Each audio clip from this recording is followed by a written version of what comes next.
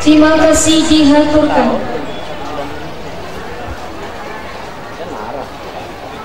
Hadirin rahimakumullah, Allah Subhanahu wa taala berfirman dalam Al-Qur'an surat Al-Asr. Bismillahirrahmanirrahim. Wal 'asri innal insana lafi khusrin illa alladzina amanu wa 'amilus solihati wa tawashaw bil haqqi wa tawashaw bis sabr. Berkenaan dengan ayat tersebut, marilah kita dengarkan untayan hikmah yang akan disampaikan oleh Kiai Haji Ahmad Yani. Kepada beliau kami persilahkan. Assalamualaikum warahmatullahi wabarakatuh.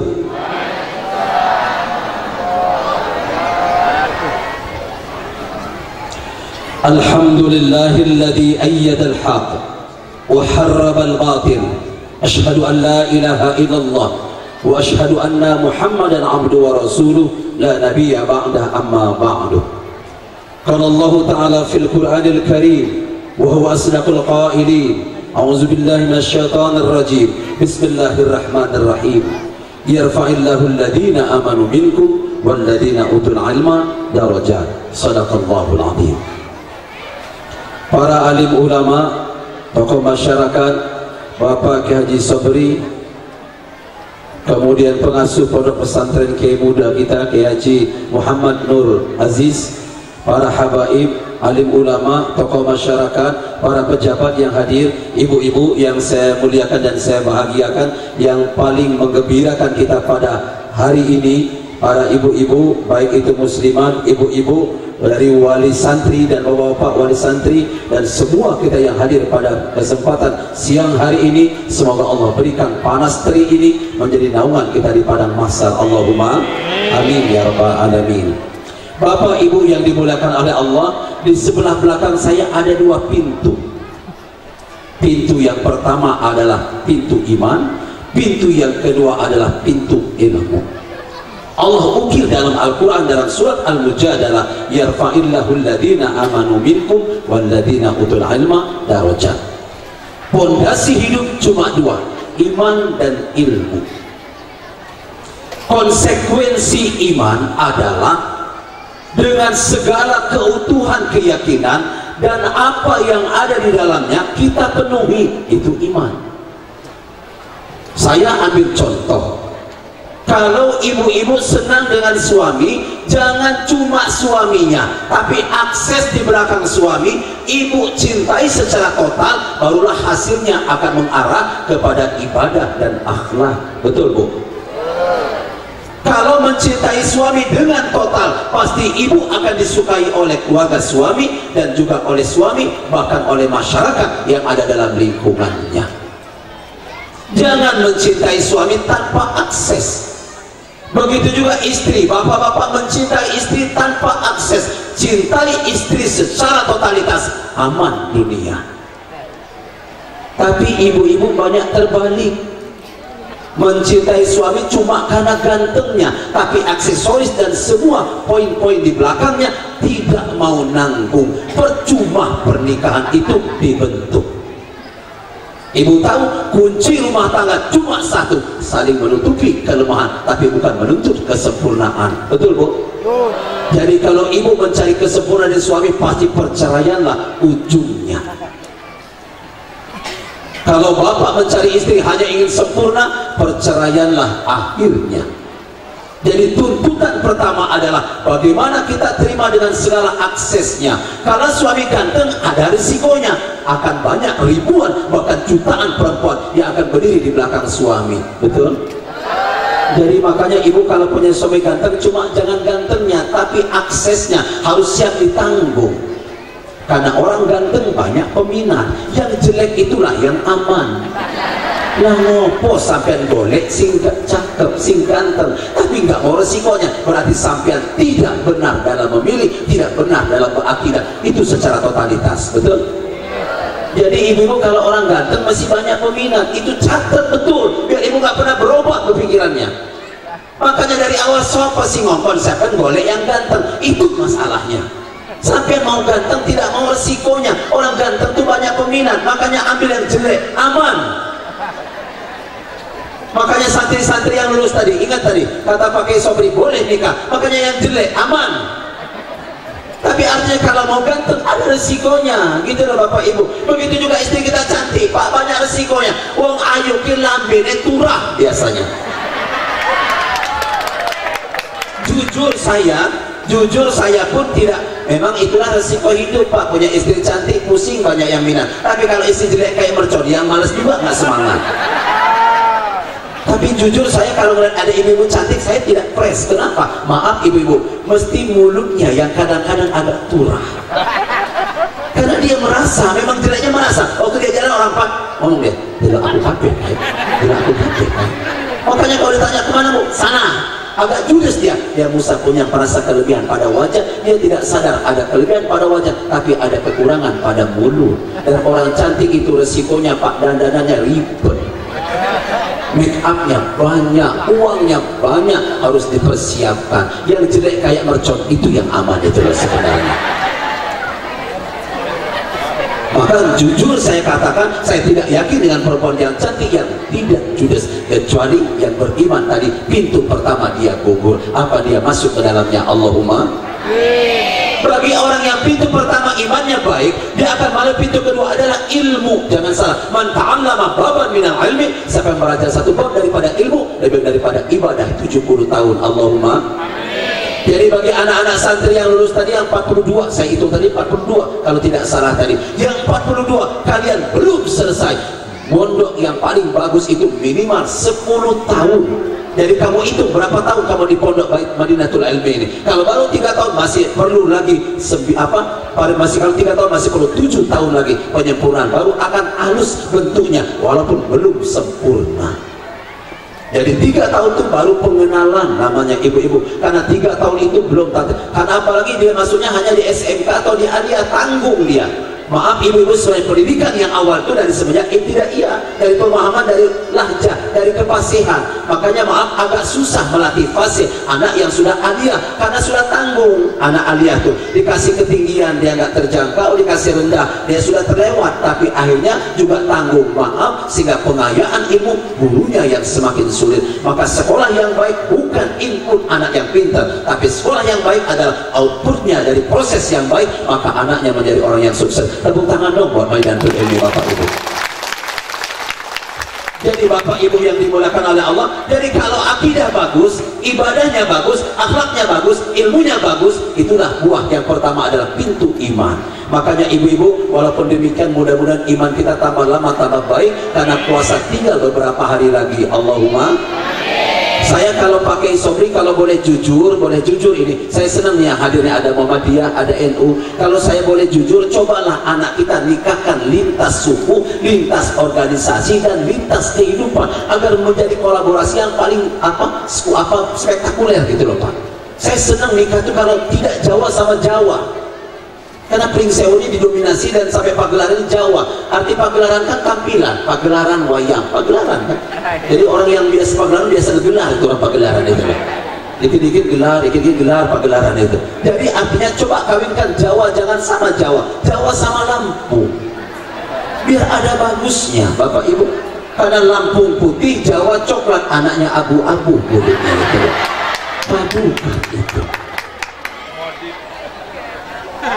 Bapak Ibu jangan pernah trauma dan antipati terhadap suku lain. Saya kan Betawi Bu, besar di Lampung, yang memang saya belajar terus bahasa Lampung. Jadi saya kan turun dari Jakarta ke Palas mau ceramah, tapi karena tanggung besok ceramahnya pagi, kalau pulang ke Bandar Lampung telat, sementara saya naik pesawat kan pulangnya naik mobil Damri, turunlah di Palas tengah malam jam 1:30, mau ditodong sama Lampung. Mana Pak? Katanya loh. Saya bilang, yang mama, akhirnya bang, tapi saya nggak mungkin ke matanya, karena menemukan sudah. Oh ini jauh, ada ke Lampung ya, Lampung, kita sebelah kanan. Oh tegur itu Jawa, itu bener. Saya kira kamu Jawa, itu bener. Katanya Bu, oh pelecehan, aku dibilang Jawa, katanya Bu. Jadi Bapak Ibu gara-gara Lampung aman, dia terserah kita agar lipat ikut saya antar. Memang itu bayar, memang masalah hidup ke Lampung. Saya antar kemana aja, nggak bayar apa-apa. Saya antar, aman gara-gara bahasa. Makanya saya, Bapak Ibu, saya kalau masuk pasar Pring Sewu nggak pernah mahal. Saya masuk, saya pegang tangan, uni barang kau dicek kau ni, barangnya ambil, untung bagi, ada masalah rawak kalau dia so mengalir, ambil lah barang aman. Saya ketipu.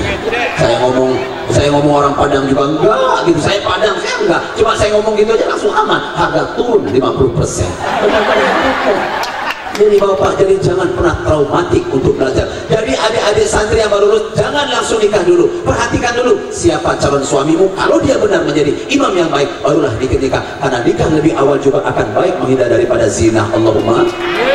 Tapi kalau salah pilih, salah melangkah, salah jalan, rusak semuanya dan hancur masa depan dan kembali ke belakang. Untuk balik ke nol tidak akan mungkin bisa kembali. Betul? Jadi adik-adik, saya ingatkan, ini waktu saya pendek banget ceramah ini, tapi tolong aku malas ceramah ini ambil betul, karena Bapak Ibu saya akan merekrut semua masalah untuk kita bicarakan sekarang ini. Pertama, akidah. Orang Jawa itu paling bagus loh Bu, istri saya Jawa, saya tidak salah milih orang Jawa. Jawa itu ada 380 kelebihan. 300 tepuk tangan loh buat orang Jawa itu. 380 kelebihan Jawa itu. Kalau saya uraikan sampai maghrib gak habis itu loh. Apa kelebihan Jawa? Orangnya nerimo. Apa kelebihan Jawa? Orangnya sabar. Apa kelebihan Jawa? Orangnya partisipan. Partisipan itu tahu Bu, siap mengikuti suami dalam keadaan seadat seperti apapun. Apa kelebihan Jawa? Sangat pengertian. Apa pengertian Jawa? Bisa menjaga perasaan. Sempurna Jawa. Tapi kelemahan Jawa di akidah. Ini orang Muhammadiyah ada yang duduk sekarang. Kelemahannya orang NU ini di akidah. Jujur, saya ini NU Pak. Di akidah. Apa itu akidah? Orang Jawa masih banyak peninggalan kitab Veda yang dibawa oleh Hindu. Nggak boleh kawin kalau suro. Makanya penghulu ada proyek bulan suro itu. Dia di pondok bertahun-tahun masih yakin nggak boleh kawin suro. Padahal dia kental ilmu pesantrennya, tapi masih kuat. Itu tidak boleh kawin suro. Makanya penghulu nganggur bulan suro itu. Itu Jawa kental banget sampai sekarang itu, walaupun dari pondok bertahun-tahun itu. Maka saya lihat Pak Nur Aziz sudah mulai agak beda, sama dengan saya berpikir tentang bagaimana fitrah yang sebenarnya dan tidak mengarah kepada kejawen, karena saatnya untuk dibentuk. Kalau boleh jujur Bapak Ibu, kita akan mendapatkan 3 tantangan dalam berideologi. Kita mulai ada PKI dan Palu Arit, betul. Dalam pendidikan kita ada narkoba. Jangan salah, dalam beragama Syiah sudah berapa? Lebih 3.000 Syiah yang sudah orang-orang Islam di apa? Orang NU dan Muhammadiyah di Lampung sudah masuk Syiah sekarang, tinggal nunggu saatnya. Jadi Bapak Ibu yang dimuliakan oleh Allah, dan anehnya lagi kan saya hidup dalam lingkungan Jawa. Anak saya nangis semalaman. Anak saya nangis, saya uduk. Saya beli rumah tuh depannya sumur tuh di depan. Ada saya uduk di depan. Ditanya sama Pak RT, mau kemana Pak Ustadz? Kok malah uduk? Emang belum Isya? Tadi kan Isya sih 11 sampai, lalu sampai malah takon. Enggak, kalau sampai malah ujuk apa-apa. Saya mau sholat, anakku nangis wis orang wengi gitu. Tak bawa ke dokter internis masih juga nangis. Kenapa? Bingung saya. Tapi nggak benyu apa nggak betul baju mata nih. Tapi jerit-jerit terus kuat-kuatnya. Anak saya umur 3 bulan. Apa kata Pak RT? Nek anak nangis suwengin itu kalau menurut adat kejawen hari-harinya digoda jin. Terus tak angkat palakulah, iya tuh Pak RT. Engkau pergi sampai di atas jam 12 metu udo. La ilaha illallah. Itulah anehnya adat Jawa. Masih aneh Bapak Ibu. Jadi masih dia RT itu rajin sholat, masih juga kejawennya, masih kental. Bahkan nggak boleh biji satu sama Selasa, ya pegal nunggu repo. Nggak boleh ngatak ngawinkan setahun pindo. Hanya itu kelemahannya adat Jawa. Semoga orang-orang Jawa yang hadir hari ini kita membenahi akidah agar kita benar masuk dalam pintu ini, dan kita akan menghasilkan dengan ilmu itu menjadi manfaat yang luar biasa. Allahumma. Bapak Ibu yang dimuliakan oleh Allah, kalau saya boleh umpamakan, di atas kepala kita matahari, ambil garis koordinat, itu adalah bumi. Begitu kecilnya bumi, apalagi kita dibandingkan bumi ini. Bapak Ibu, seperti apa? Seperti sebuah pasir, lebih kecil dari itu. Karena matahari dengan bumi, maka bumi seperti pasir yang ada di padang pasir. Lantas sekecil apa kita? Tapi Bapak Ibu, pertama Allah ciptakan apa Bapak Ibu? Matahari dan air. Tidak ada Allah menciptakan tanah. Maaf, tidak ada tanah pada awalnya. Wa khalaqa kulla syai'in 'alal ma'. Maka semua diciptakan oleh di atas air. Maka singgah sana aras Allah di atas air. Coba buka Al-Quran. Makanya setiap Allah ceritakan masalah surga mesti air Pak. Karena memang surga tidak akan sempurna tanpa air. Dan orang hidup hanya dengan air. Maaf ya Bu, kalau Ibu punya orang tua sudah nggak mau makan tapi masih minum, masih hidup. Tapi kalau punya orang tua sudah nolak makanan dan tidak mau minum, tinggal nunggu hari. Dalam bahasa kita paling lama 3 hari orang tidak minum, dia akan mati. Jadi kalau punya orang tua sakit, diranjang tapi makan sehari 4 kali, aman itu. Masih mangan terus, siapa ngisingnya aja kalau kayak gitu tuh. Tapi kalau ada orang tua sudah tidak mau makan, tinggal nunggu minum, berhenti dia minum, maka dia akan lewat. Makanya anaknya dekat kepada talqin, dekat kepada dia, menuntun dia kepada bacaan Al-Quran. Ini tugas kita. Bumi ini awalnya air, Bapak Ibu, tidak ada tanah. Tapi ternyata dalam perut bumi ada lahar dan lava yang terus panas menyemburat ke atas, hanya meletuslah tanah itu, maka jadilah gunung-gunung. Itulah yang kita kenal dengan benua. Benua Armenia adalah benua kedua. Bapak Ibu, setelah Andalus dikembangkan oleh Allah, maka diciptakan oleh Allah. Ternyata ada penciptaan menyemburat gunung yang ketujuh. Itulah yang kita kenal dengan yang namanya Arab Saudi. Maka Allah timbulkan di tengah-tengahnya Ka'bah. Maka Ka'bah lurus dengan garis koordinat adalah merupakan poros bumi yang paling tengah. Ciri bumi ini adalah Ka'bah. Kalau Ka'bah tidak lagi orang tawaf, berarti dunia akan berakhir. 2, kalau di Ka'bah air Zam-Zam sudah tidak mengalir, berarti dunia akan selesai. Yang ketiga, kalau lagi di Ka'bah itu tidak ada lagi orang yang sholat dan tidak ada lagi orang sholat di dunia ini, maka dunia akan berakhir. Maka 2 pintu yang ditembus ini, tengah-tengahnya adalah sholat. Madinatul ilmi yang dimaksud adalah sholat. Cokok tengah ilmu itu adalah sholat. Walaupun setinggi apapun ilmu, kalau dia tidak sholat, maka tidak ada manfaat. Maka Allah ingatkan di situ, kata Allah, awwalu ma yuhasabul 'abdu yaumal qiyamah as-sholat. Sholat menjadi tekanan awal dan akhir. Tanpa diciptakan sholat, tidak mungkin dunia ini akan diciptakan oleh Allah. Berapa lama kita di dunia? Paling 60-70 tahun, Bapak Ibu. Ternyata orang yang paling panjang umurnya banyak di wilayah-wilayah Cina, di wilayah India, Bapak Ibu. Ternyata penduduk yang terpadat. Kenapa? Mereka anti teknologi dan mereka termasuk orang yang anti makanan zat kimia. Itu ternyata dia sehat dan panjang umur.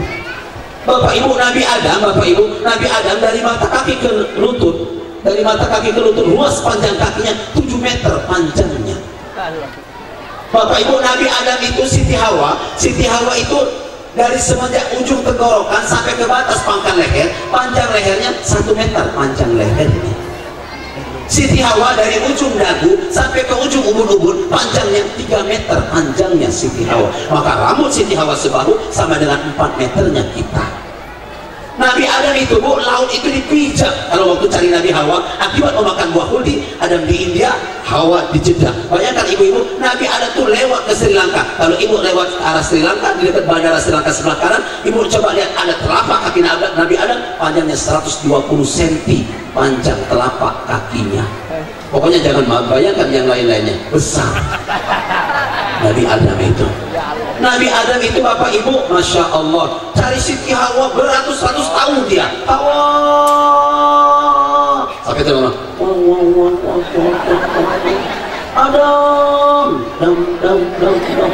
Adam, terus kejar.